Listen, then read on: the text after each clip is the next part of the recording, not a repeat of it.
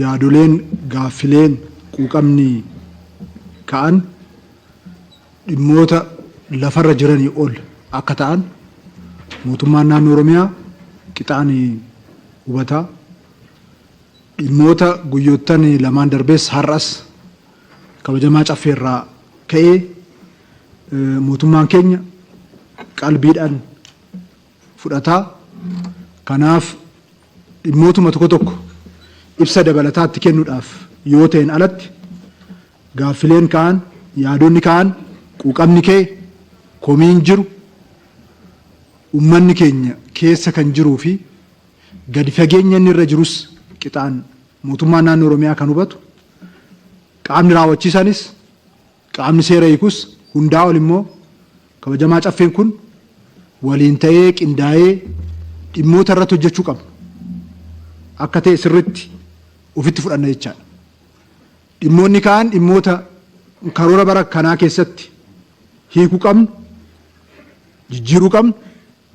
Dhimmoonni kaan immoo dhimmoota waggoottan dhufan karoorsinee imala badhaadhinaa keessatti jabaannee itti ciccinee deemuu qabnu. Dhimmoota yeroo gabaabaa keessatti, yeroo giddu galeessaa keessatti, yeroo dheeraa keessatti qixaan hiikkataa deemuu qaban akka ta'e sirriitti hubanna jechaadha. Hundi keenya iyyuu manaa kan baaneef kanaaf. Manaa kan baaneef kanaaf. Uummanni keenya gadadoo gahaa jiraateera uummanni Oromoo. Rakkoo gahaa jiraateera uummanni Oromoo. Utuu qabeenya qabu akka qabeenya hin qabneetti, utuu ilmoo qabu akka ilmoo hin qabneetti waggaa dheeraa jiraateera. Aarsaa kaffaleen injifannoo argate kanaan kun akka deebi'uufi kun karaa akka qabatuufi. Kanaafuu miseensonni caffee dhimmoonni isin kaastan dhimmoota sirriitti qalbeeffatamanii hundi keenya iyyuu tokko taanee irratti hojjechuu qabnu akka ta'e sirriitti ilaaluu fi fudhachuun hin barbaachisa jechaadha. Ija kanaan laalla. Barri 2014 kun barri bajataa kun adoolessa tokkorraa kaasee wanti keessa turre waan ulfaataa garuu immoo mootummaan naannoo Oromiyaa rakkoowwan jiran hunda akka isaatti deema.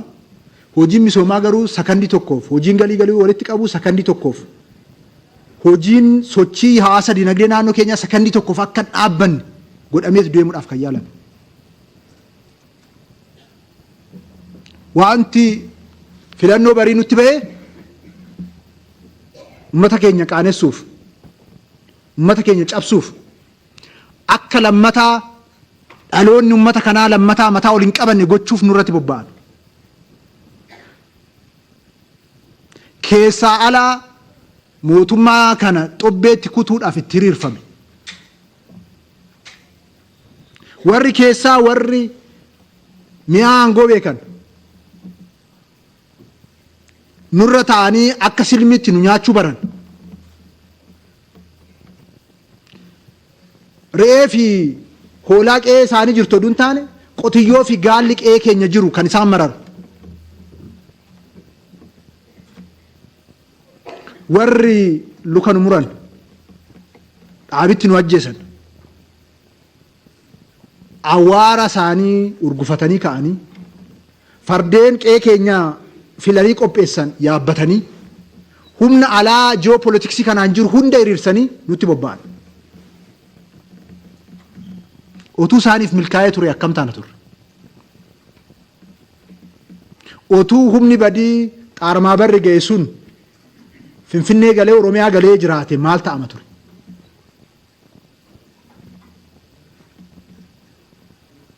Keessattuu uummanni keenya uummata keenyaa keessaa ba'uun waan nama moossu. Sakandiidhaan uummata keenyaaf aarsaa ta'uun kabaja akka ta'e uummanni keenya kan itti nu barsiisa. Qeerroof qarreen keenya daangaa hanga daangatti ba'ee Oromoon waraanee sirna isaan tikfatu kan jedhame sana waraanee cabsee sirna isaa tikfatee jira. Baga abbaa injifannoo kanaa taatan isiniin jechuun barbaada.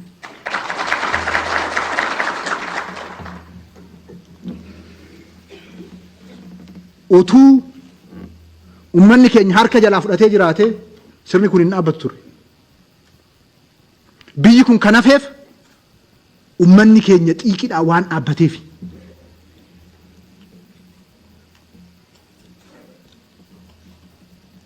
Diinni nu tuffatee ummata keenya tuffatee bahe. Nuyi qe'ee isaanii dhaqna jennee bulchina hin jenne. Qabeenya qe'ee isaanii jirus hin saamna hin jenne nuyi. Oromoon hin jenne akkas. Waliin haa jiraannu waliin haa bulluu jenne. Isin bulchinu malee hin ta'u jedhanii nutti yaa'an. Balaan kun utuu ummanni keenya ejjennoo qabatee dhaabbachuu baatee sirna kanaa fi biyya kanarraa hambisuun hin danda'amu ture. Ummanni keenya kan kolfaa kan salphinaa taanee turre.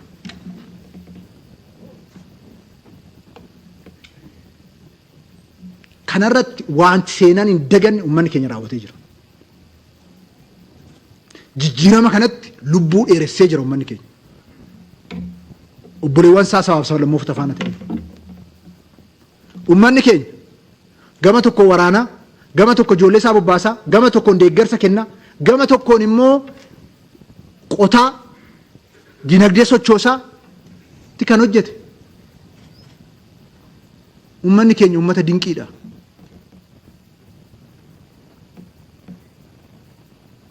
Ummanni keenya ummata waan hedduu gochuu danda'udha. Kanaaf kan diinni irratti duulu. Kanaaf kan aadaa eenyummaa oromummaa balleessinaa jedhee kan sirbuuf hin badu ganaa lalisa, ganaa gabbata, ganaa firii baay'ee ganaa buusa. Waan baduu miti kan faca'e, waan hin biqillee miti kan faca'e, waan kumaa kitila horatutu, waan kumaa kitila buusutu faca'e. Kanaafidha diinni xobbeetti ummata keenya kutuudhaaf kan tattaaffii cimaa godheef. Ummanni keenya waraanichas waraane dinagdee isaa hojjete galii naannoo Oromiyaa joottan torban darbe biiliyoona 10 ol dabale kan barreen gaddaar. Kun Oromiyaa keessatti qofate naannoo kamittuu hin taane. Eenyu godhe? Ummata keenya. Ekspoortiin barana akka biyyaatti dabalee jira. Bunni dabale, warqeen hunduu dabalee jira. Eenyu godhe kana? Isin ummata keenya. Dinagdeedhaan waraanaan qofa oduu hin taane dinagdeedhaan nu jilbeeffachiisuudhaaf kan deemame kana ummanni keenya balaa kana hunda hambise.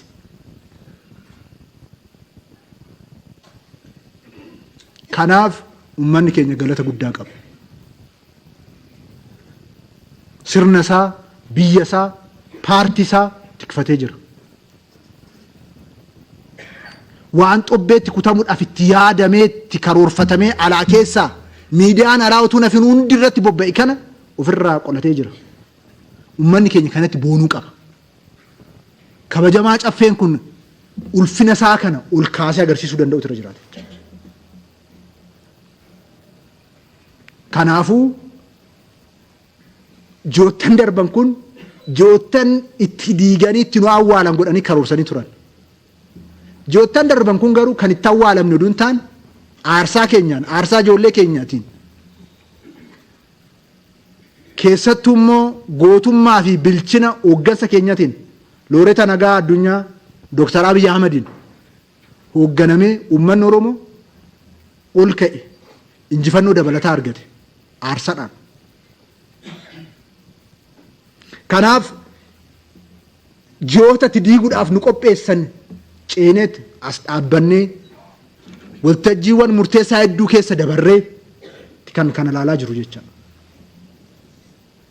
Kanaafuu carraa kanaan uummata keenyan hooggansa addunyaa irratti Looreeta Nagaa ta'u dirree waraanatti immoo waraanee uummata isaa injifachiisu hoogganaa bilchaataa akkasii seenaan uummata keenyaa bara baraaf seenaa guddaa ta'e akka jiraachuu danda'u gootummaadhaan uummata keenyatti hooggansa seenaa horaa jiru hooggansa uummata keenya immoo akka seenaa hojjetu gochaa jiru kana hoogganaa keenya Dr. Abiy Ahmed bagalma keessan ta'ee baga isin keessaa ba'ee isinii jechuu barbaada jechaadha.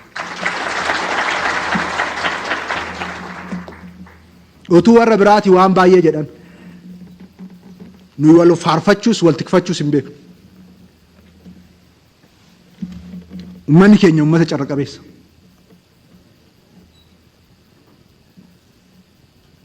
Aarsaan bara baraaf kaffale ulfinaan kaffalamaaf jira. Ganaa ulfinaan kaffalamaaf. Warri iyyan warri wacan hin wacu inni iyyuu malee fedhii uummata keenya waa tokko gochuu hin danda'an. Abadan hin danda'an. Injifannoon uummata Oromoo bakka ga'e kanarraa duubatti deebi'uu hin danda'u. Abadan.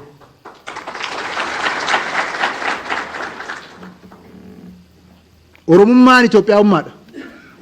Oromummaan ulfina. Oromummaan kaan faana jiraachuudha. Oromummaan akka ibiddaatti qaamolee isaan gubu sirriidha gubachuu isaanii. Sababni isaa lammata Oromummaa gadi qabanii ofiirra taa'anii jiraachuu hin danda'an. Lammata Oromummaa gadi qabanii qabeenya Oromoo saamanii jiraachuu hin danda'amu. Abada sun hin raawwatee jira. Cufamee jira boqonnaan sun. Dhaloonni kun kana cufee jira.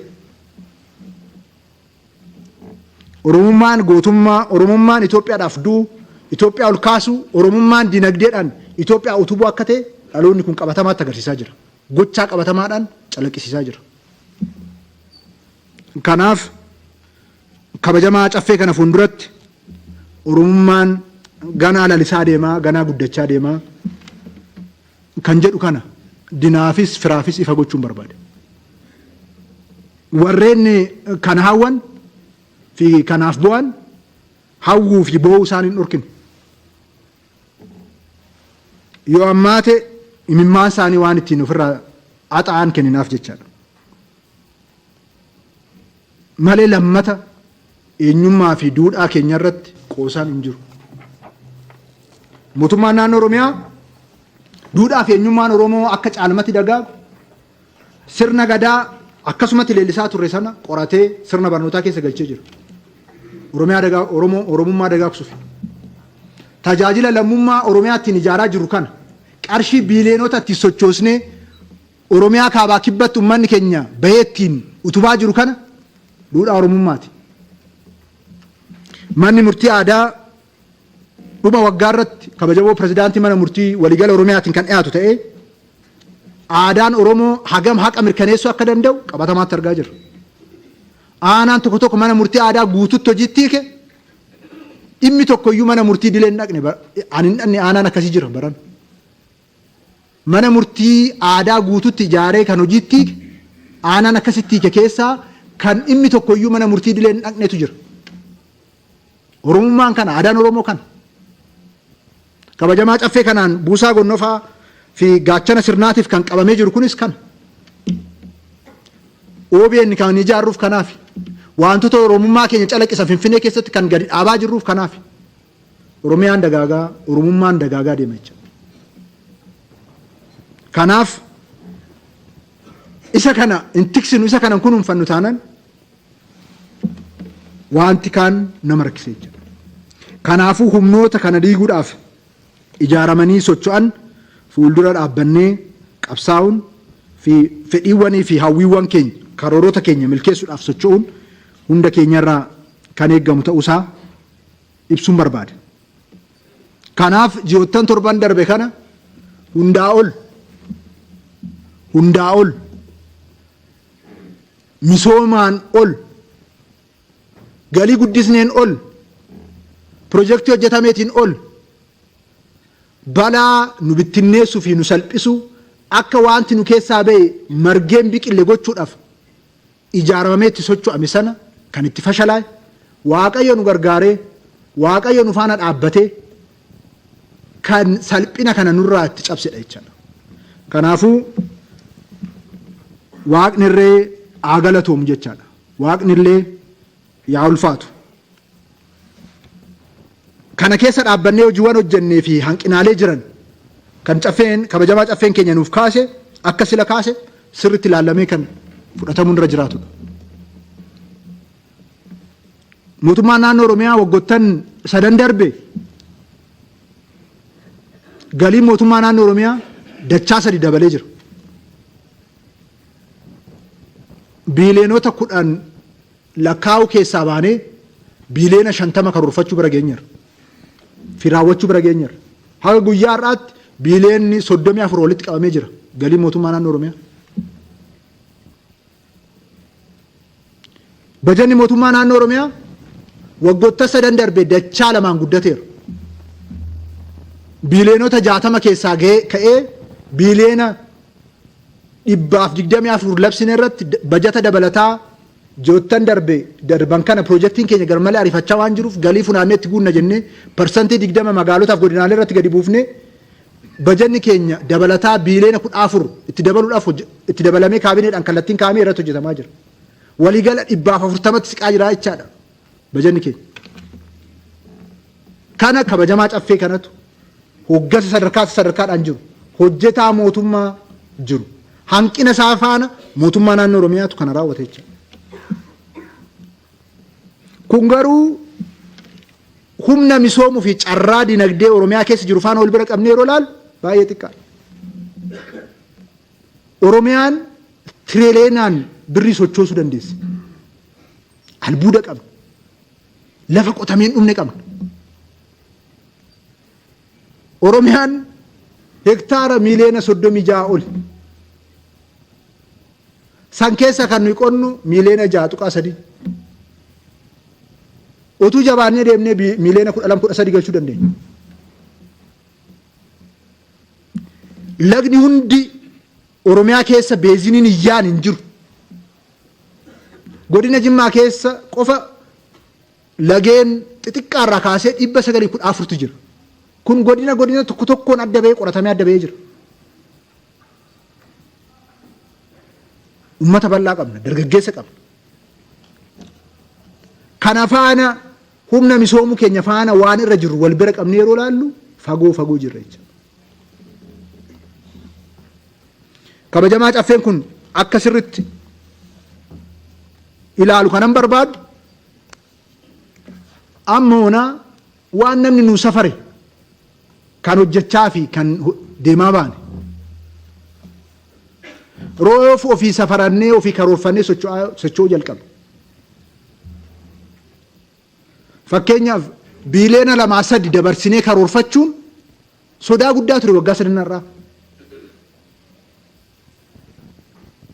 Amma garuu biileena 10 oliin 14-15 dabalata labsineet kan hojjechaa jiru. Maaliif sammuun keenya akka dubbiitti ilaallu sadarkaatti karoorsinu sadarkaatti yaadnu hidhameet kan turre hidhamnee turre. Maaliif nama biraatu nu yaada nama biraatu nu eega nama biraatu nu hooggana. Amma mootummaa naannoo Oromiyaa bilisummaadhaan amma dandeenyu yaadneet hojjenna. Humna qabnu kana garuu yeroo jiruu fi humna jiru walitti qindeessinee yeroo fudhannee yoo hojjennu jijjiirama barbaadamu fiduu dandeenya. Waan barbaannu milkeessuu dandeenya. Hundaa ol immoo uummanni keenya uummata raajii hojjechuu danda'udha. Uummanni keenya raajii booda nan kaasaa hojii nama tajaajila lammummaadhaan uummanni keenya hojjeta baay'ee guddaadha. Kanaaf carraawwanii fi humna guddaa uummanni keenya waan qabuuf yoo hojjetee jedhe Itoophiyaas utubee Itoophiyaa ceesisuu waan danda'uuf gaafa Afrikaa irratti humna guddaa ta'ee bahuu waan danda'uuf alaaf keessaa itti ijaaramamee itti duulamaa jira. Shaneen ergamtuudha. Yaada mataashii karoora mataashii qabaatteeti miti. Ergama qaama isaan bobbaasee giddu galeessa godhataniiti kan isaan hojjechaa jiran. Guyyaadhaan uummanni keenya aarsaa kaffalaa jira. Guyyaadhaan caasaan nageenyaa akka baalatti harca'aa jira. Qaamni nageenyaa madaa'ee aarsaa kaffalee jiru lakkoofsa hin qabu. Qawween 5,2013 kudhan induran turre eessaa siyaayam yeroo man Oromoo qabsaa'ee rakkatu miiliyonotaan buqqa'u qawween hin turre amma eessaa dhufe. Kabajamaa caffee kanaaf ibsu kanan barbaadu qawwee kana diinota keenya hundatu harka tokkoon ijaaramee qindeessee nurratti bobbaasaa jira. As keessatti qaamoleen otoo maan beekin qabsoo ummataatti fakkaatee gaaffii ummataa deebisuudhaaf itti fakkaatee dogoggoraan itti makaman akka bal'aa ta'an shakkii tokko hin qabu. Isaan nagaadhaan akka galan barbaadu. Kan immoo kun ergamuu ta'uu isaa beekee TPLF juntaarraa ergama fudhatee hoogganamee achi jalatti leenji'ee karoorsee hojjetu immoo karaa qabachuu danda'utu irra jira. Mootummaan naannoo Oromiyaa qaama kam faanayyuu nagaadhaan mariidhaan dubbii hunda hiikuudhaaf qophiidha yeroo kamiyyuu. Jaarsoleen biyyaa nama fidan abbootiin gadaa namoota deebisan mootummaan naannoo Oromiyaa fudhatee galchaati kan jiru. Haa ta'uti humnoonni oo nu diigan malee oo Oromiyaa diigan malee oo hiree Oromoon amma argate kana buurarraa burkuteessan malee duubatti hin deebine immoo qaama kana dhiibanii sochoosatti kan jiran. Gaafa wayyaaneen kara Finfinneetti deemu sana deeggaruudhaaf sana raawwachiisuudhaaf humni shanee amma danda'u hunda hojjete. Diina Oromoo faana fira ta'uusaa ibsate. Kana caala qaaniin salphinni hin jiru. Diina Oromoo faana akka hojjetu humna tokko akka ta'e ibsate. Akka sila kabajamoo Bofqaaduun kaasan humni nageenya naannoo keenyaa ummanni keenya caasa sadarkaadhaan jiru aarsaa kaffalaa deeggarsa kamiyyuu otuu hin argatinidha kan waggaa tokkoof ji'oottan jahan darbe kan Oromiyaa fi sochiiwwan jiran aarsaadhaan kan turse. Humni nageenyaa immoo nuyi qabnu kabajamaa caffeen kun sirriitti akka hubatu kanan barbaadu kanaan dura qawwee namaatiin eegamaa turre. Ofii isaaniiti jechadha kan nu eegaa ba'an. Ofii nu bulchuuf jecha nu to'achuuf jecha humna isaanii bobbaasanii nu bulchaa ba'an. Uummanni keenya qawwee akka hin qabaanne akka hin ijaaramne gochaa ba'an. Humna nageenyaa ijaaruun immoo hojii gaafata, adeemsa gaafata. Gaggeessaa tuutaa tokko baasuun waggootan gaafata. Gaggeessaa kutaa waraanaa tokko baasuudhaaf umurii dargaggeessa tokko nama gaafata. Qophii bal'aa akkasiin qabnu akka sabaatti.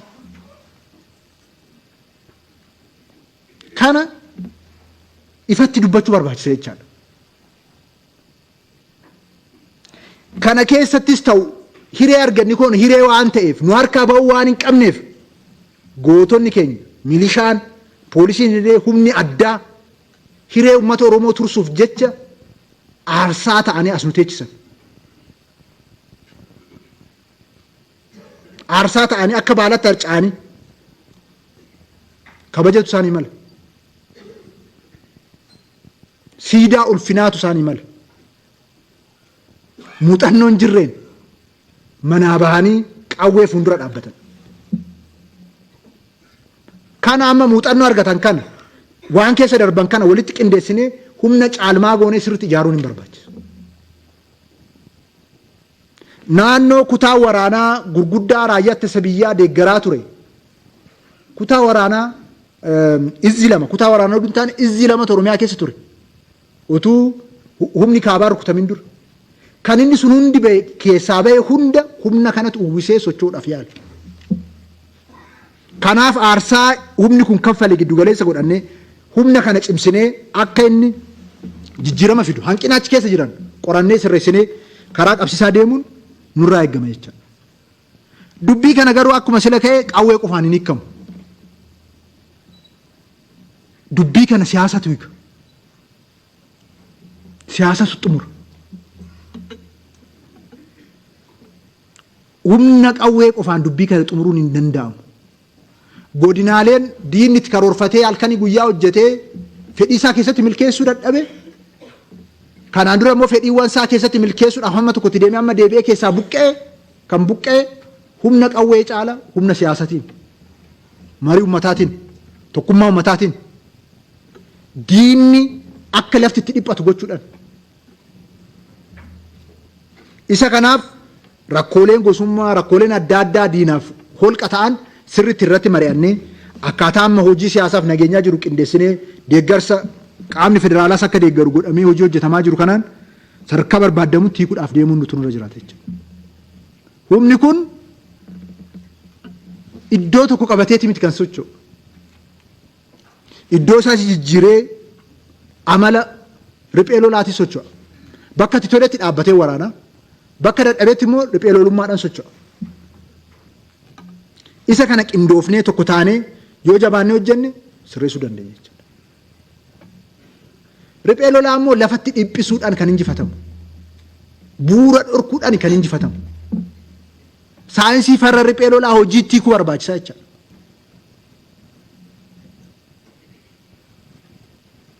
Isa kanaaf karoorri adda addaa qophaa'ee itti galameet kan jiru jijjiiramni guddaan ji'oota muraasa keessatti akka dhufan abdii guddaa qabna jechuudha. Humni kun garuu gara jabina hunda uummata keenya irratti raawwataa jira. Humna jaarsaaf jaartii ajjeesu, humna dhiira gudeedu, haadha gudeedu, uummata saamu of balleessaa jira. Hin badammoo. Uummata nan qabsaa'aaf nan bulcha jedhu saamaa, ajjeesaa, gudeedaa akkamitti humna ta'a? Humni kun humna cubbuuti. Humni cubbuu kun immoo uummata keenya irratti raawwatamuudhaaf isaaf hin malu. Amma humni cubbuu kun uummata keenya irratti badii kana hunda raawwatu akka dhuunfaatti anarratti akka raawwatu naawu. Hin maluuf uummata keenyaaf cubbuun kun. Mari'annee wal dorgomnee akka barbaannetti siyaasa wal harkaa fuudhuun otuu danda'amu. Aduun bilisummaa uummata keenyaaf bakka bahaa jirutti uummata keenya irratti waan fokkisaa akkasii qaamni raawwatu kun buqqee baduu danda'utu irra jiraata jechuudha. Qindoomina qaama siyaasaa, qaama nageenyaa hundaa ol immoo uummata keenya uummata bal'aa sochoofnee humna kana hin buqqisne naannoo keenya keessa. Kana keessatti qaama adda addaa harka isaa cuubatee saabotaajii adda addaa hojjetee neetworkiidhaan shiraan waan adda addaa hojjetu immoo karaa qabsiisaa deemna jechuudha. Kana irratti araaramni tokkoyyuu akka hin jiraanne kabajamaa caffee kanaaf mirkaneessuun barbaada. Kan garuu kanaa olitti humna nageenyaa keenya cimsuu qaba. Amma qaama biraa waan hin jirreef uummanni keenya qaama nageenyaa isaa sadarkaa adda addaatti cimsuu qaba. Wanta moonaa hojjenne kanaan dura bakka turerraa baay'ee fakkaata. Garuu humna naannoo keenyaa fi carraa naannoo keenyaa fi balaa adda addaatti dhufuu danda'u irraa kaan immoo yeroo ilaallu ganaa fagoo jirra. Isa irratti jabaannee harka wal qabannee hojjechuun lafa qabsiisuun nurraa eegama jechaadha. Diinni garanaanis garasiinis borus iftaanis waan hin oolleef jechaadha. Kanaafuu kanarratti jabaannee harka wal qabannee kallattii maraan hojjechuu qabnaa. Hojiin babal'aanis karoorfatamee hojjetamaa jira. Jijjiirama bu'uuraas irratti argannaa jenneetu ilaalla. Mootummaan federaalaas hojiin riphee lolaa waraanuu irratti muuxannoo bal'aa waan qabaniif, humna bal'aas waan qabaniif isarrattis deeggarsa adda addaa akka godhamu kallattiin kennamee deeggarsa adda addaa godhamaat kan jiru. Hojii babal'aanis jalqabameera. Isa milkeessuudhaaf caalmatti harka wal qabannee kan hojjennu ta'uusaa fi roorroo fi muufii uummata keenya irra jiru kana buqqisuudhaaf kan deemnu ta'uusaa ibsuun barbaada. Uummanni keenya caasaan keenya tokko ta'ee ejjennoo qabatee jennaan shaneen ji'a tokko turuu hin dandeessu. Kaayyoo siyaasaatti hin qabsooftu hin qabdu. Ajandaa siyaasaatti nama hiriirsitu hin qabdu. Uummata suukaneessiteeti kan ishiin hiriirsuudhaaf yaalaa jirtu. Kanaafuu isa kanarratti gochaa ishiin raawwattee saaxilamtee waan jirtuuf humna kana fuuldura dhaabbannee sadarkaa barbaadamutti qabsoofnee karaa qabsiisuudhaaf mootummaan naannoo Oromiyaa yeroo kamirrayyuu caala xiyyeeffatee dhimma irratti hojjetaa jirudha jechaadha. waggaa sadan darbe halkanii guyyaa koreen naannoo jiru wanti inni hordofuu fi wanti inni irratti iyyaa ooluu fi wanti inni qorachaa oolu dhimma nageenyati. Dhimma nageenyati. Guyyaadhuma tokko Oromiyaa nagaa bultu dhaga'uu barbaadu. Hawwina hundi keenya jiru.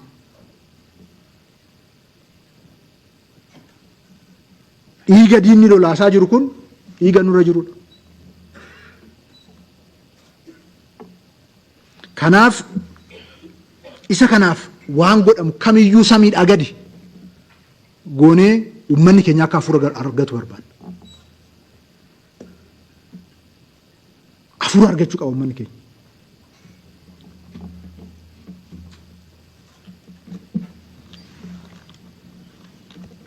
Wanti jallaan kunii fi wanti fokkisaan gochi sukaneessaan uummata keenya mataa gadi cabse kun buqqa'uu qaba. Madaan kun irraanfatamuu danda'u tura jiraata. Isaaf garaa jabaannee tokko taanee cimneetti deemuu barbaachisa. Kun kan raawwatamaa jiruuf deemee hiree uummata keenya harka galee harka baasuuf. Kana kaayyoon isaa inni dhumaa kanu. Humni alaa humna kana hidhachiisus, humni biyya keessa humna kana hoogganus, qindeessus kanumaaf qindeessa. Kanaafuu kana bu'uura irraa jijjiiruudhaaf harka wal qabannee kallattii maraan hojjechuutu nurra jiraataa. Kanas hojjennee jijjiirama bal'aa akka finnu abdiin qabaa in jijjiirras jechaadha. Kanaaf kan karaa nagaatiin qeesaatti galee dhufu aadaa duudhaa abbootiin gadaa keenyaa dubbatanii sirnaan galchuudhaaf mootummaan qophaa'aadha. Sanaa ala kan jiru garuu mootummaan obsa tokkoyyuu kan hin qabne ta'uusaa qaamni nageenyaa sadarkaa naannootis federaalaa irrattis jiru qindaa'ee qaamni siyaasaa qindaa'ee uummata sochoosnee humna kana bu'uura irraa kan buqqisnu ta'uusaa carraa kanaan ibsuun barbaada. Gama dinagdeetiin dhimmoonni ka'an dinagdee irratti akka sila kaase carraa bal'aatu jira. Oromiyaan humna misoomuu hedduu qabdi.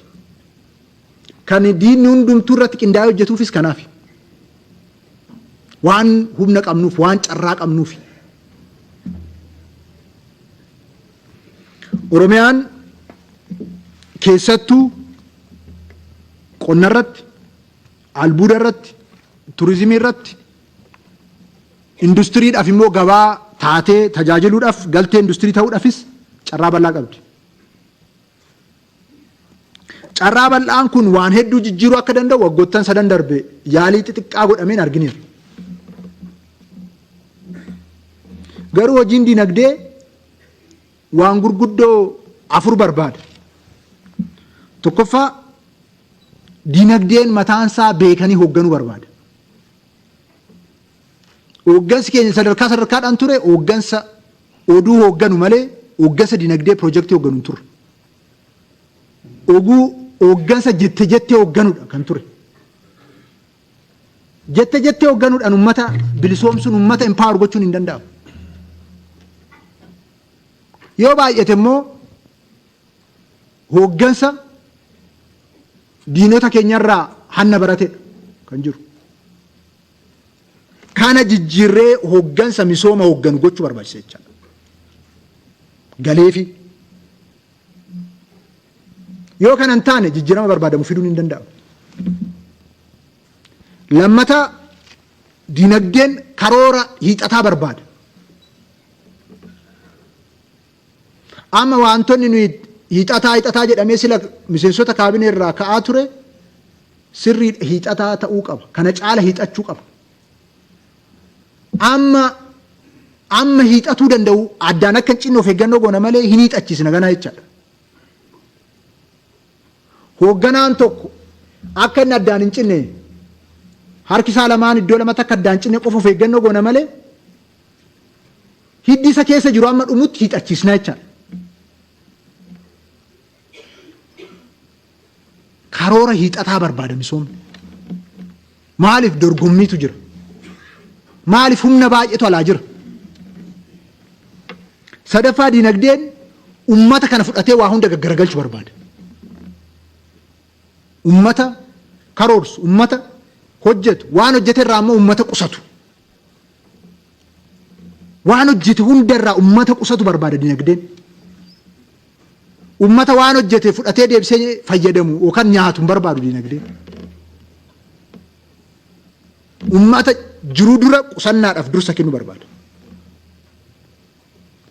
Arfaffaan dinagdeen addunyaa faana dorgomuu barbaada. Dorgomaa ta'uu qaba waan oomishamu sun yeroodhaan ariitiidhaan qulqullinaan dorgomaa ta'uu qaba. Kana yoo ta'e qofadha dinagdeen tokko akka dinagdeetti dhaabbachuu kan danda'u. Isa kanaaf immoo mootummaan naannoo Oromiyaa xiyyeeffannoo olaanaa kennee kan jiru qonnaaf. Qonnaaf kan kennineef maaliif? Humna keenyatu qonnarra jira. Akka seektaroota tokko tokkotu jedha. Shimalis akka magaalaa dhufee laaloo barbaadan warra magaalatu shimalis dhufee magaalaa laaluu jedhanii komatan. Achumaan hooggansa achi jiru maal jedhaani oo akka inni dhufee laaloo barbaadan qamadiidhuma hektaara 5 tokko facaasi isaaf jecha iyyuu dhufa.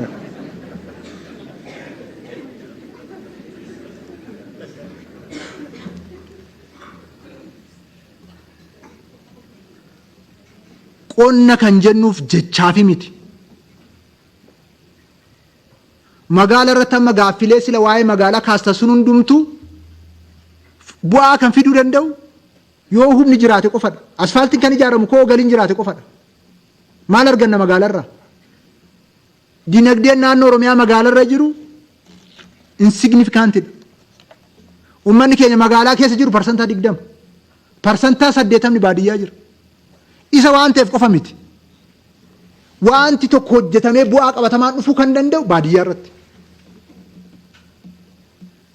Uummata keenyas jijjiirree magaalaatti jijjiiruu kan dandeenyu baadiyyaa hojii jijjiirre qofadha.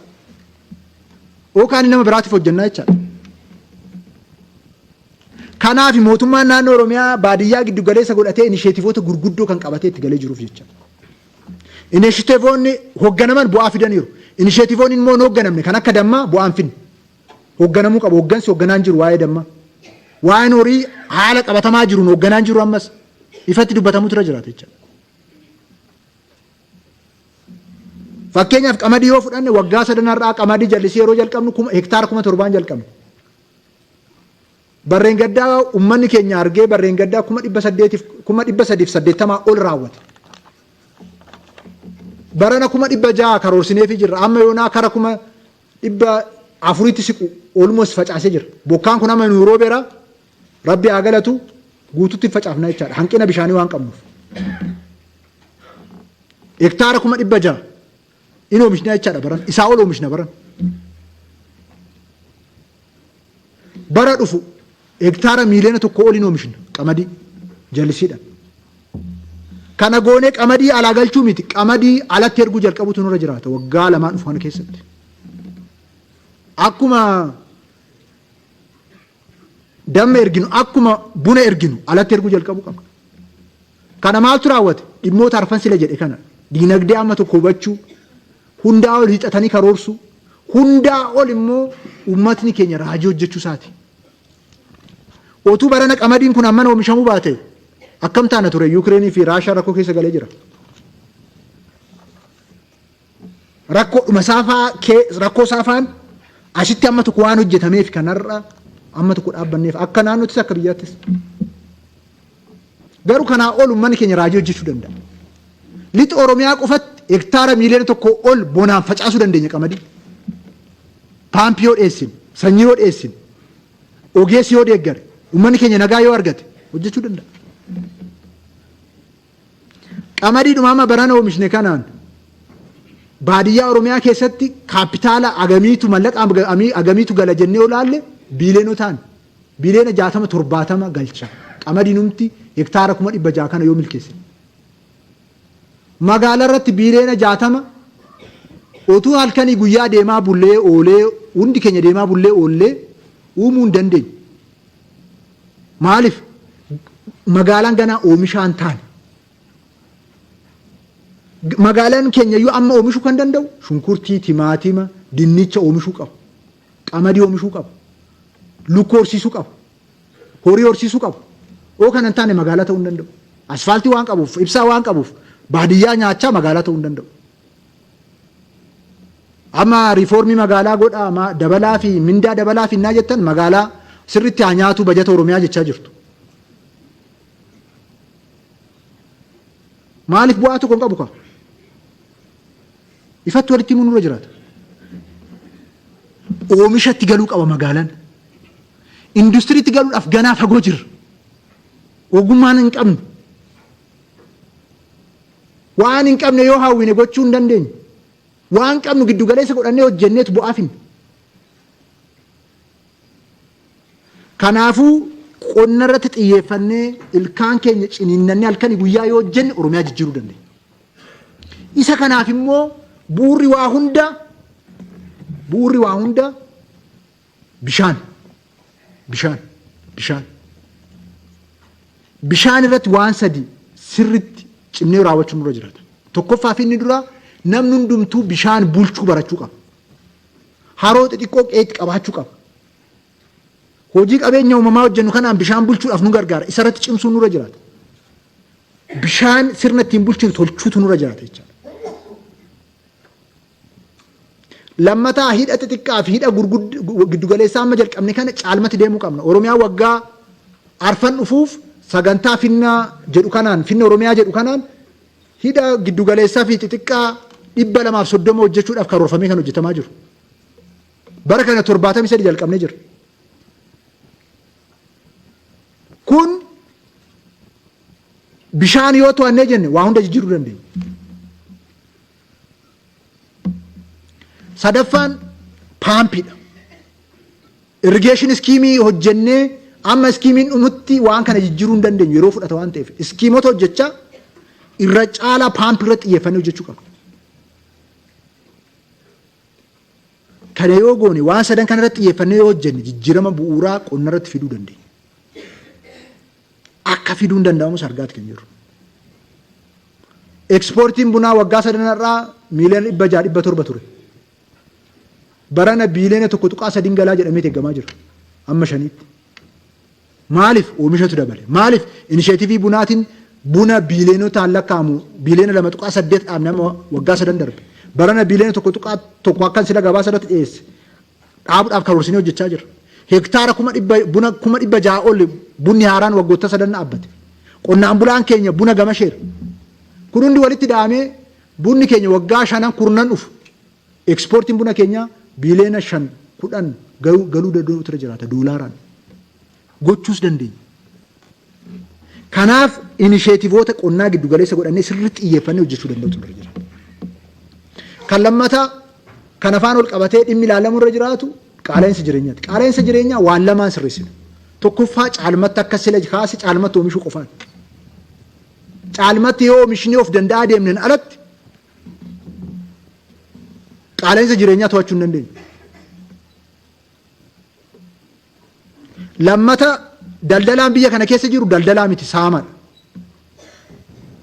Fakkeenyaaf ooroo fireeshiyootu nuyi hundeessin dura asuma Arsii keessatti shunkurtii kiiloo tokko birrii 12-13 qonnaan bulaan namni irraa bitu hin qabu. Finfinneetti immoo birrii 50 gurguru. Dachaa 3-4. Kun daldalaa miti saamtuudha.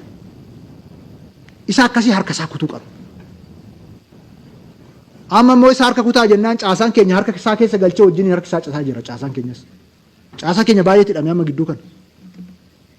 Maaliifii wajjiniin zayitii dhoksaa, wajjiniin sibiintoo dhoksaa, wajjiniin wanii dhoksa.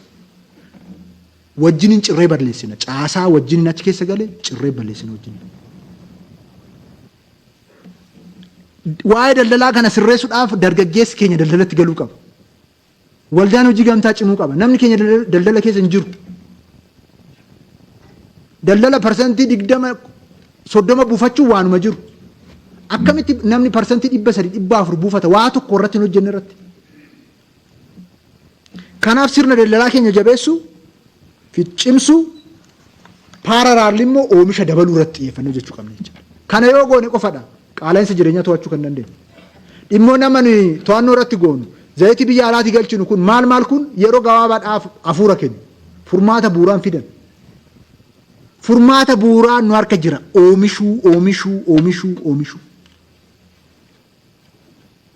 Kanaaf isarratti xiyyeeffannee hojjechuu danda'utu nurra jiraata. Isa kanaaf immoo sila carraawwan qabna jedhee kaase kana sirriitti irratti xiyyeeffannee yoo hojjenne gaarii ta'a. Dhimmi biraa kan afaan ol qabatee kaasuu barbaadu albuuda irratti hojii gaariin jalqabameera. Carraa baay'ee qabna kan tulluu kaappeeskiin kaastan quba qabna. Dhaabbanni inni soomsa jedhamee Oromiyaa mootummaa naannoo Oromiyaa faana sheerii walii galee itti gale sun amma onaa hojii keessa galuu hin dandeenye ji'a 3tu kennamee fi bu'aasaa laallee kan tarkaanfii fudhatamu ta'a. Hundaa ol garuu oomisha albuudaa haala aadaatiin fi maashina xiqqaadhaan dargaggoonni keenya sadarkaa adda addaatti jalqaban caalmaatti akka bal'atee deemu gochuun irra jiraata. Kanaan dura fakkeenyaaf sookoon nuyi akka naannootti oomishni baay'ee xiqqaa ture. Amma sookoon dargaggeessi keenya oomishe kan faabrikaan oomishe hin caala baay'inaan. Isa kana sirriitti jabeessinee dargaggoota keenya deeggaree yoo deemne tokkoffaa dargaggeessi keenya mallaqa argata. Lammataa naannoon keenyas galii argata. Biyyi sirraa gargaara. Kanaafuu isa giddu galeessa godhannee abbaa qabeenyotaa uumuudhaafis albuudota qabnu irratti sirriitti xiyyeeffannee hojjechuu danda'utu nurra jiraata. Kan biraa dhimma faayinaansiiti. Dhimma faayinaansii irratti kabajamaa caffee kanaaf ifa gochuu kanan barbaadu faayinaansii uummanni faayinaansii hin qabne uumaa hin qabu. Uumaa gochuu hin dandeenyu. Misooma hawwuu dandeenya jijjiirama fiduu hin dandeenyu. Faayinaansii irratti mootummaan naannoo Oromiyaa hanqina jiruu fi qormaata qabnu carraa hojii uumuudhaaf qonnaan bulaa keenya investimantiitti galchuudhaaf rakkoo guddaan nuyi qabnu liqiidha. Horsiisee bulee keenya jireenya isaa jijjiiruudhaaf uummanni keenya hojjechuu jalqabeera. Investimentii Oromiyaan erga hundooftee investimentiin dhuunfaan fudhatame 11,000.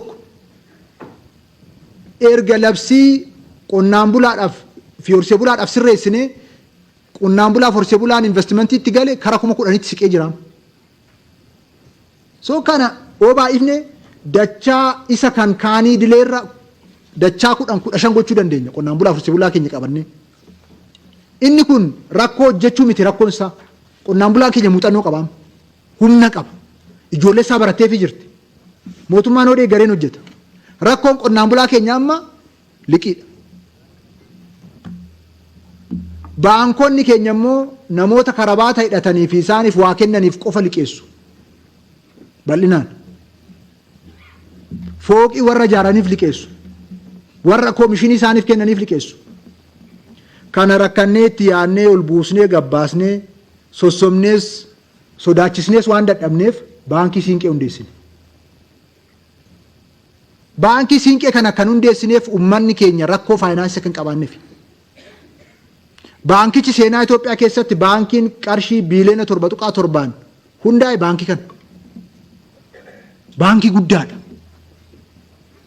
Isin abdanneetu hundeessine. Uummata keenya abdanneetu hundeessine. Uummanni keenya kana keessatti akkaawuntii banee yoo qusate akka sila kabajamoo Obbo Ahmed kaasan biiliyoona 10 oduun taane biiliyoona 40-50 achi keessatti qusachuu danda'a waggaa tokkotti uummanni keenya. Qusatee immoo isarraa deebisee liqeeffachuu danda'a. Kan isaa waan ta'eef. Dargaggeessi keenya irraa liqeeffachuu danda'a. Kanaafuu baankiin kun waggoota 3 arfan dhufuu keessatti baankii Itoophiyaa keessatti baankii guddicha gochuu barbaada. Hin goonas immoo. Isa kanaaf kabajamaa caffees uummata naannoo keenyaa kadhachuu kanan barbaadu namni hundumtuu baankii kanarratti akkaawuntii qabaachuu qaba. Akkaawuntii qofa oduun taane immoo kan jiraatu irraa dhiisee jalqaba qusachuu qaba. Rakkatee qusachuu qaba. Kana gooneeti kan of jijjiiruu dandeenyu. Baankii kana cimsinee qusannaa keenya achitti cimsinee jennaan rakkoo faayinaansii amma nu qunnamaa jiru kun rakkoo ta'uu hin danda'u jechuudha. Amma tiraaktara kennuuf baankota kadhanneeti. Baankonni hedduun nu gargaaraa jiru. Galatoomuu qabu isaanis. Isaanis cimsuu qabu.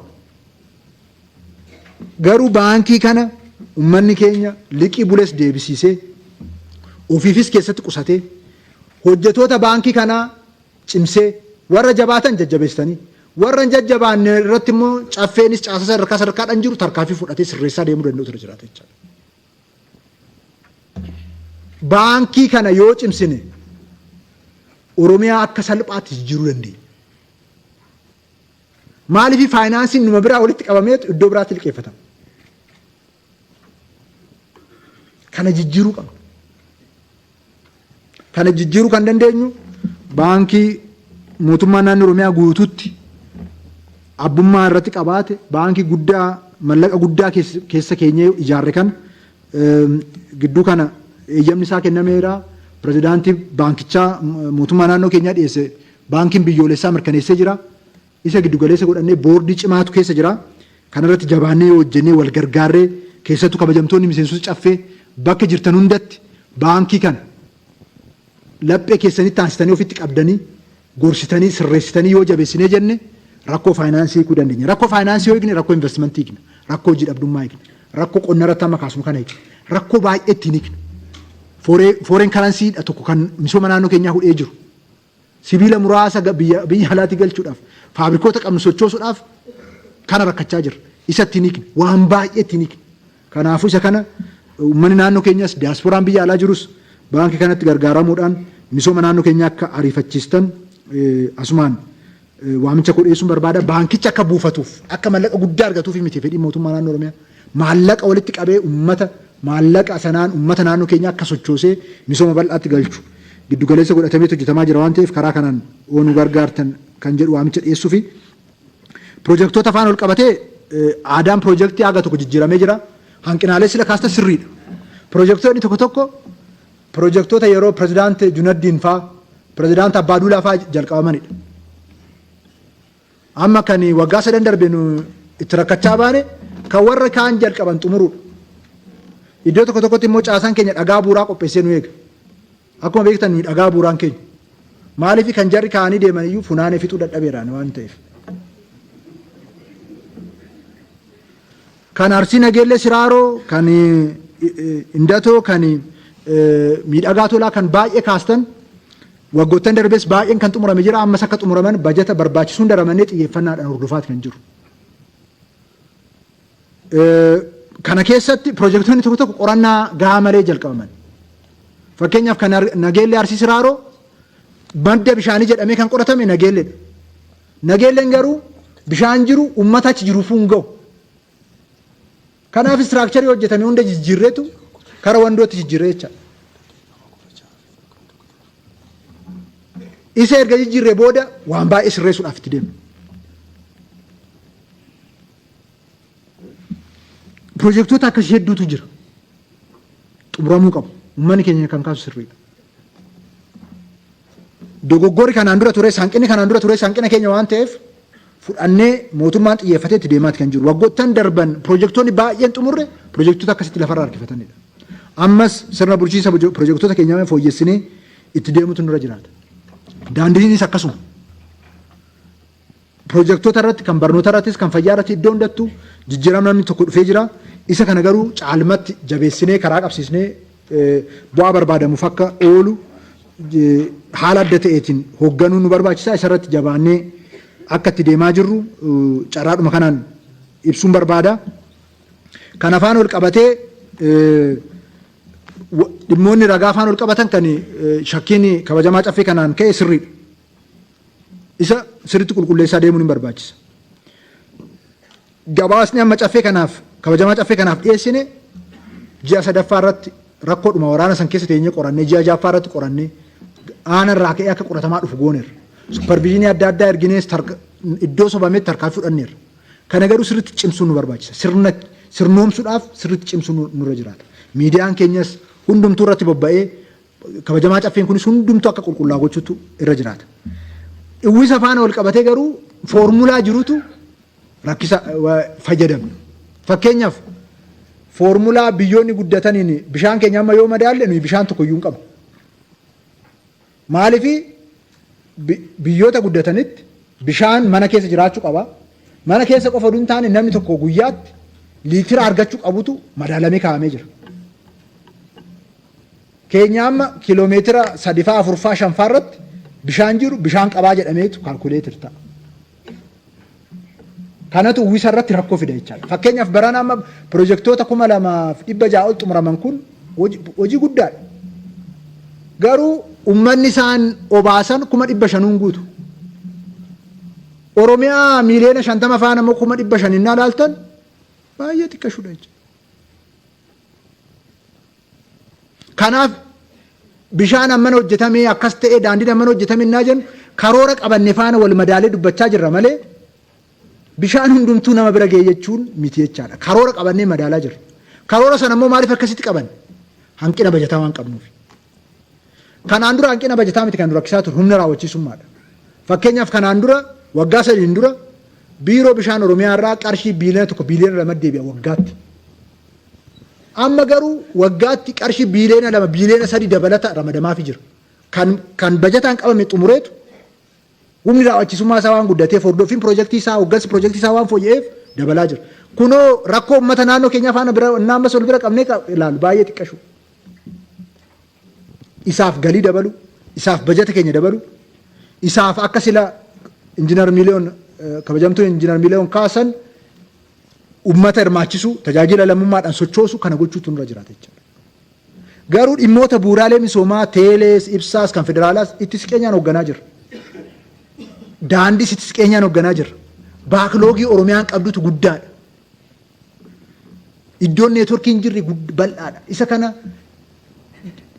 4G akka guddatu iddoon neetworkiin jiru akka galu kana tokko tokkoon aanaan ganda dabee saganteeffamee akka hojjetan godhamaati kan jiru.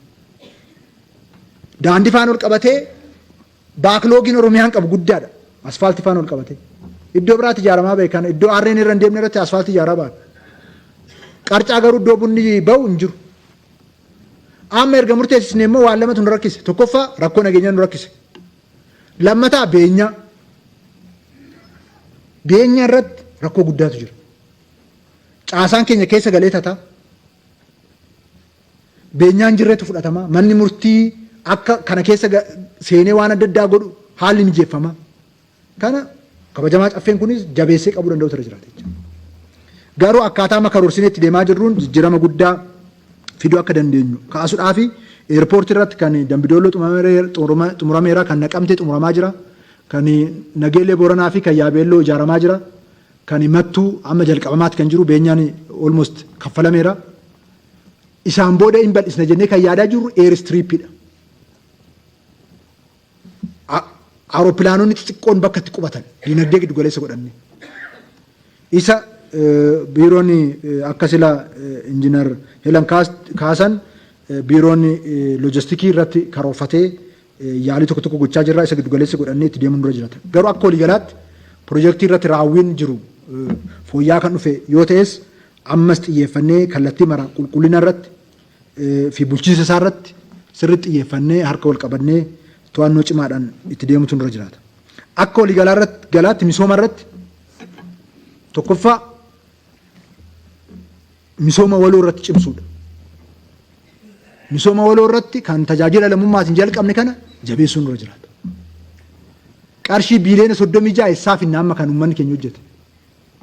Fakkeenyaaf manneen barnoota bu'uura boruu koo Oromiyaa keessatti tokkoyyuu hin turre tokko kan mootummaa naannoo Oromiyaa bulchu. Otuu bajata mootummaatiin inni ijaarra jennee manneen barnoota 3,000 ijaaruudhaaf mootummaa naannoo Oromiyaa waggaa baay'eetti fudhata. Tajaajila lammummaadhaan mootummaan waan lama qofa goone. Tokkoffaa karooricha gadi buuf akka fi hoggansa akka hoogganu goone. Lammataa barsiisaa qofa qaxarre. Kaan uummata keenyatu bahee ijaare. Miseensota kabajamaa caffee kanatu ijaare. Kana jabeessuu qabna. Qabeenya uumamaa irratti amma hojiin hojjetamaa jiru raajidha. Qonnaan bulaa horsiisee bulaan keenya Harargee jiru godinaalee lixaa godinaalee as giddugala kana jiranitti dhufee qonnaan bulaa leenjisee hojjisiisaa jira. Tokkummaa isaa cimsaa isa kaaniif muuxannoo isaa dabarsaa raajii hojjechaa jiru. Guyyaa 60 otuu birrii kaffallee otuu mindaa kaffallee maal hojjechiisuu dandeenya? Birrii kamiin hojjisiisu? Tajaajila lammummaadhaan tulluun kun hundi lafti hektaara miiliyoona 2 ol ta'u kan uwwifame. Daagaadhaan. Kanaaf humni uummata keenya bira jiru guddaadha. Seektara hundarratti itti gargaaramutu nurra jiraata jechuudha. Aadaaf duudhaan eenyummaa Oromummaa irraa maddisiisnee kabajamaa caffeedhaan tajaajilli lammummaan waggaa 3 dura labsame kun Oromiyaa keessatti humna ittiin raajii hojjennudha. Kanaaf isa kana cimsuutu nurra jiraata. Tokkoffaan kana. Lammaffaa namni hundumtuu dhuunfaadhaan akka tattaafatee of jijjiiru jajjabeessuu qaba. Namni akka qusatu. Mallaqa isaa kan firfirsine akka sila jennetti akka qusatu gochuu qaba. Sadaffaa bajeta mootummaa qusannaa hojii misoomatiif inisheetifootaaf oolchinee jijjiirama barbaadamu fiduutu nurra jiraata jechaadha. Kanarratti ogoone misooma irratti jijjiirama guddaa fiduun akka danda'amu qabatamaatti argaat kan jirru. Bara kana iddoo baay'eetti piroojeektiin dacha'eera. Naannolee baay'ee keessatti. Nuyi piroojeektii dachaasu miti. Hin daballe. Bajeta piroojeektii irraa dachaasnee nageenyaaf oolchine tokko iyyuu hin qabu. Ittuuyyuu misoomaaf amma bajeta dabalataati kan labsine jechaadha. Kanaaf isa kana jabeessinee yoo deemne jijjiirama caalmaa fiduu dandeenyaa amantaa jedhuun qaba. Tajaajila afaan ol qabatee dhugaadha. Rakkoo tajaajilaa guddaatu jira akka naannoo keenyatti. Waan lama dogoggoruu hin qabu. Hojii amma jedhamte kana barnoota jedhamu kanas fayyaa jedhamu kanas qonna jedhamu kanas qamadii jedhamu kanas hojjetaadhuma mootummaatu hojjisiise. Isa kana galata galchuufi nurra jiraata warra hojjetaniif. Warra immoo nama deddeebisuu fi hanna irratti bobba'an irratti immoo qabsaa'utu nurra jiraata jechuudha. Keessattuu galii faan ol qabatee, ijaarsa faan ol qabatee, mana qopheessaa faan ol qabatee, lafa faan ol qabatee, bulchiinsa piroojeektii faan ol qabatee hanna jiru irratti immoo duuluu qaba. Qamadii irratti raajii hojjetame kana di'eetu hojjete. Eenyumtu kana qonnaan bulaaf di'eetu hojjete kana eenyumtu kana saamuu hin danda'u. Anis saamuu hin danda'u. Biiroon qonnaa saamuu hin danda'u.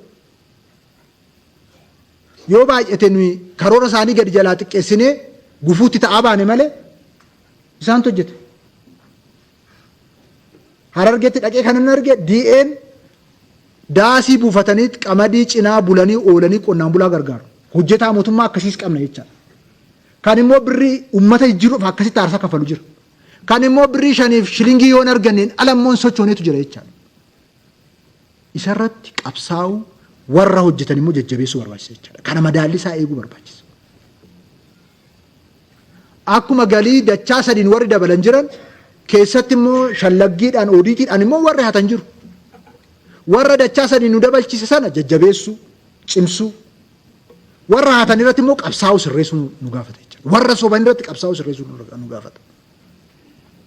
Kanaaf madaalli isaa qixaan eeguun hin barbaachisa jechaadha. Isa kanaaf sirna cimsuu, hojimaata sirreessuu, kan karaarraa ba'e immoo tarkaanfii fudhachuu. Isa kana kan Koreen taaks foorsii kabajamoo itti aanaa pirezidaantii obbo Awwaluu Abdiitiin hoogganamu jira. Hojiin jalqabameeraa garuu agreesiif ta'uu barbaachisa jechuudha. Amma fakkeenyaaf magaalota irratti fudhannee ilaalle qorannoo tokko qorannee magaalonni gandan bulchan magaalonni hooggantoonni magaalaa waan biraa bulchu lafa hin bulchu daldala hin bulchu maal ganda namni gargaree ilaalu jiru. Ganda yoon bulchine lafa bulchu sana sannaaf bulchita malee misoomaaf bulchuu hin dandeessu. So ganda cimsuu hoogganuutti siqeenyaan barbaada jechuudha. Isa kanarratti xiyyeeffannee hojjechuutu nurra jiraata. Tajaajila irratti jijjiirama bu'uuraa fiduu qabna. E-governanceetti, teknooloojiitti galchuu irratti maal irratti dhimmoonni kallattiin irratti kaa'amee jalqabaman jabinaan hojjetamutu irra jiraata. Kanaaf tajaajila irratti komii uummata keenya biraa ka'u jabeessinee jabaannee hiikuu qabna. Tajaajila irratti rakkoo jiru ni hiiknoo ta'e misooma Oromiyaa milkeessuu hin dandeenyu. Hawwiiwwan qabnu kana mul'atoota qabnu kana galmaan ga'uu hin dandeenyu. Kanaaf isa irratti jabaannee hojjechuu qabna kan jedhu. Hawaasummaa irratti dhimmoota barnootaa fi fayyaa maal faan wal qabatan dhimmoonni ka'an mana keessaas ibsi bal'aan waan itti kennamee jiruuf isa irra deebi'u gama kanaan hojii bal'aan jalqabameera bu'aanis gaggaariin argamaa jira. Isa sana jabeessuu qabna. Keessattuu barnoota irratti wantoonni jalqabne waggoota dhufan irratti bu'aasaa argaa deemna jechaadha. Wanta amma barnoota idilee duraa irratti jalqabne kun wanti haayiskuulota babal'isuu irratti jalqabne kun wantoonni boording iskuulii manneen barnoota bultii addaa Yaabeelloo irratti, Nageelee Booranaa irratti, Dodolaa irratti, Harommayaa irratti, Amboo irratti, Najjoo irratti fi Baddallee irratti giddugaloota filatamanii ijaaramanii hojiitti galaman kun keessattuu dhaloonni boruu humni guddaan saayintistoonni namoonni siyaasaa hedduun keessaa akka bahan abdii qabnaa. Isa kana barattoonni keenyas galanii barachaa jiru. Barsiisonni keenyas hojii guddaa hojjechaa jiru. Akka waliigalaatti barnoota Oromiyaa irratti wantoota jalqabaman karaa saniin milkeessuu hin dandeenya amantaa jedhuun qaba. Xumura irratti mootummaan jijjiiramaa kun waggoottan arfan darbe bu'aa bayii hedduu keessa darbe. Qorameessa keessaa alaayis gubate ibiddi jira jedhamu hundi irratti boba'eera. Qormaata hedduus injifatee ba'eera. Amma muuxannoos qaba. Muuxannoo arganne baranne dogoggora keenya irraas baranne cimina keenya irraas baranne hoggansi hedduunis keessatti horatamaa jira. Kanaaf qormaatilee rakkoolee amma jiran kana kan kanaan dura itti hiiknu olitti humna hiikuu qorataati kan jiru. Kanaafuu rakkooleen amma jiran kun wal xaxaa ta'an kun kan yeroo gabaabaattis hiikamu, kan yeroo giddu galeessattis yeroo dheeraattis hiikamu sirriitti karoorsinee jabaannee irratti hojjechuu qaba. Keessattuu waggoottan 4 walakkaa nu hafan kana akka waggaa 25tti fayyadamuu qaba. Hiree kanatti sirriitti gargaaramuun dura jiraata.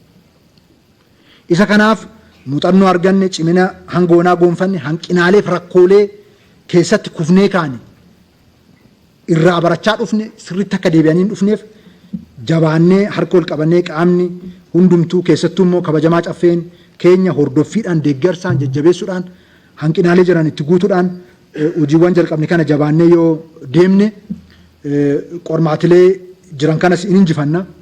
Uummata keenyas bakka barbaadamurraan gahuu hin dandeenya.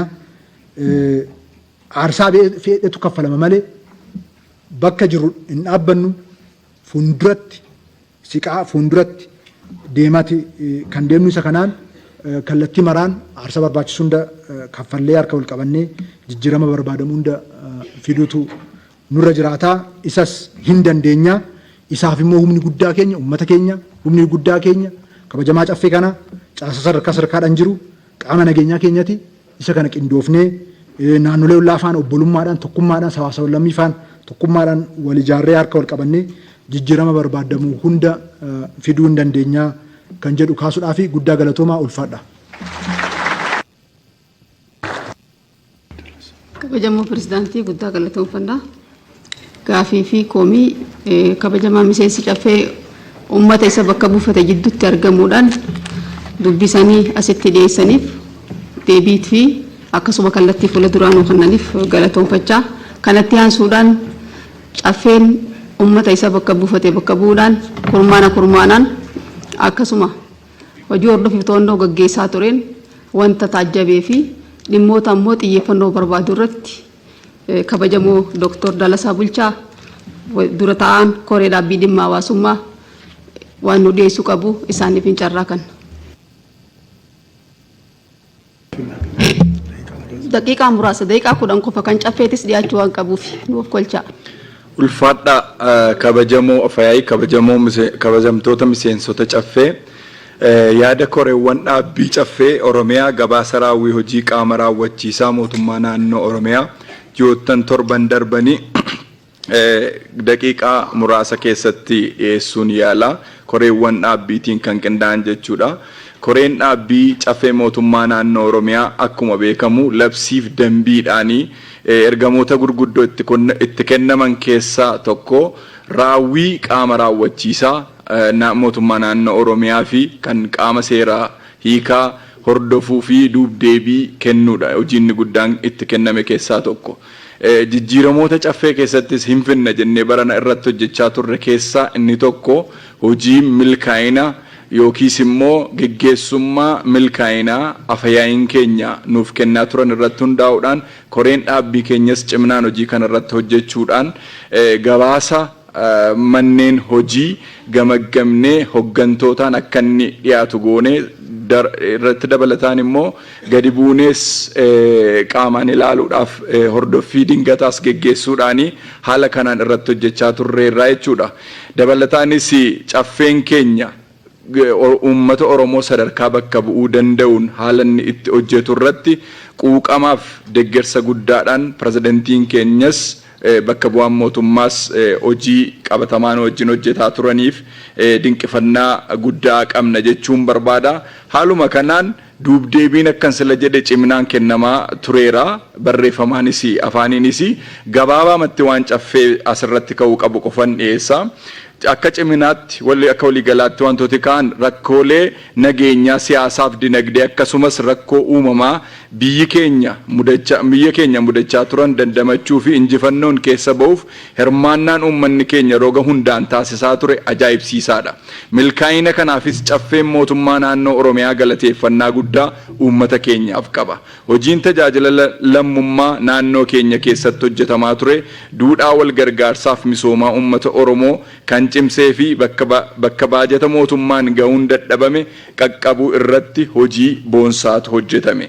Milkaa'ina hojii caffee fi ergama bakka bu'ummaa uummataa inni qabu milkeessuuf qaama raawwachiisaaf seera hiikaa waliin qindoominni hojii jiru gaarii ta'uu fi sirna ijaaruu yookiin check and balance milkeessuuf wal hubannaan irra gaamee jajjabeessaa ta'u. Sirna hordoffiif to'annoo gamaagama raawwii hojii kurmaanaan koreewwan dhaabbii caffeetiin geggeeffamaa tureen duubdeebii kenname fudhachuun fooyya'insi raawwii hojii manneen hojii keessatti mul'achaa jiru jajjabeessaa ta'u. Fakkeenyaaf to'annoof hordoffii geggeeffameen argannoowwan dhiyaatan yeroo jalqabaatiif yaa'ii caffeen alatti bakka kabajamoo pirezidantii mootummaa naannoo Oromiyaa argamanitti mana maree bulchiinsaa mootummaa naannoo Oromiyaaf duubdeebii kenname irratti hundaa'uun hanqinoota mul'atan irratti tarkaanfiin sirreeffamaa fudhatamaa kan jiru ta'u. Mootummaan naannoo keenyaa haala haaraan baruma kana kan hundeeffamee fi geggeessitoonni hedduun kan haaraa ramadaman ta'uu isaanii irrayyuu bakki nageenyi biyya keenya haala rakkisaa irra ture keessatti qaamni raawwachiisaa caasaa mootummaa hanga gadiitti deebisanii ijaaruu danda'uu fi karoorri bara kanaa qophaa'ee kutannoon hojii qabatamaa keessa galuun akka injifannoo guddaatti kan ilaalamuu danda'udha. Kan damee misooma baadiyaatiin wal qabsiisee cimnoota gurguddaan nuti qabatne hojii sochii qonna qamadii bonaa marsaa tokkoffaa fi lammaffaa irratti hojjetame abdi qabeessaa fi galmoota misooma qonna baadiyaa milkeessuuf galtee guddaa ta'a jennee amanna. Hojiin misooma ashaaraa magariisaa milkeessuuf hojjetamaa jiru gaarii ta'uu isaa akka ciminaatti qabanne sharafa biyya alaa argamsiisuuf hojiin damee misooma albuudaa irratti hojjetamaa jiru jajjabeessaa kan ta'edha. Bulchiinsa lafa baadiyaaf magaalaa ammayyeessuuf siistamaan yookiin kadaasteraan deeggaruuf jalqabbiin jiru jajjabeessaa ta'u. Balaa hongee uumame irraa uummata dandamachiisuuf lubbuun namaa akka hin baane deeggarsi namoomaa qindoomina qaamolee adda addaa waliin ta'uun kennamaa ture rakkoo caalmaatti uumamuu malu kan xiqqeesse ta'u. Hanqinooti kanarratti qabanne raawwiin hojii damee misoomaa beeladaa gadi bu'aa fi xiyyeeffannoo kan barbaadu ta'u. Manneen hojii gurmaa'insa haaraa labsii 242 muraa 2014tiin walitti makaman yeroon caasaa isaanii xumuranii hojiitti galuu dhabuu irraa kan ka'e harcaatiin hojii jiraachuu. Fakkeenyaaf biiroo misooma jallisii fi horsiisee bulaa dhiyeessiin callaa guddistuu hanqina kan qabu fi xiyyeeffannoo addaa kan barbaadu ta'u. Saamichi lafa baadiyaa fi magaalaa guyyaadhaa gara guyyaatti dabalaa kan jiru ta'u. Misooma magaalaa wal qabsiisee innisheetiivii paarkiiwwan misooma magariisaa magaalota keessattii fi laggeen irratti eegalameef xiyyeeffannaan kennamee hojjetamaa jiraachuu. Simannaa fi murtee pirojektoota investimentii wajjin wal qabatee karaa qoltee bultoota keenya fi horsiisee bultoonni keenya gara investimentiitti ceesisuu fi jajjabeessuun hojii akka ciminaatti ilaalamedha. Akka hanqinaatti misooma magaalaa wal qabsiisee hojiirra oolmaa pilaanii magaalotaa ilaalchisee cabiinsi pilaanii bal'inaan jiraachuu fi ijaarsi seeraan alaa keessattuu gandoota rifoormiidhaan magaalaa jala galan wal harkaa fuudhiinsa geggeessuuf rincicni guddaan waan jiruuf alseerummaa babal'achaa jiraachuu. Kenna tajaajilaan wal qabatee naannoo manneen qopheessaa seektara lafaa bishaanii daldalaa galii koonistirakshinii fi tajaajiloota mootummaan kennaman biroo irratti tajaajila gurgurachuu fi sirnaan abbaa dhimmaa keessummeessuu dhabuun komii bal'aa uummata keenya biraa ka'aa jiru ta'uun akka hanqina olaanaatti ilaalameera. Hanqinni deeggarsa intarpiraayizoota sadarkaa guddina xixiqqaa irraa gara giddu galeessaatti ce'anii fi eebbifamtoota barnoota olaanaa hojiitti galchuu akkasumas potenshaala qabnu duguugnee hojii barbaaddotaaf carraa hojii uumuu irratti qaawwi jiraachuu. Rakkoo qaala'insa jireenyaa hiikuuf oomishtoota dhiyeessitoota oomishaa fi warshaalee yuuniyonotaa fi hawaasa fayyadamaa walitti hidhuun gatii seeraan alaa to'achuuf hojiin hojjetamee fi to'annoon sadarkaa miidhama uummata keenya irra gahaa jiruun kan wal hin simne ta'uun akka hanqinaatti kan ilaalame ta'u wal simuu dhabuun fedhiif dhiyeessii geejjibaa fi taarifa irratti gatii guddaan dabaluun komiin kenna tajaajilaa irratti ka'aa jiruu fi koreenis qaamaan argamee waan mirkaneeffateef dhimmi kun xiyyeeffannoo guddaa kan barbaadu akka ta'etti ilaalamee jira. Balaa tiraafikaa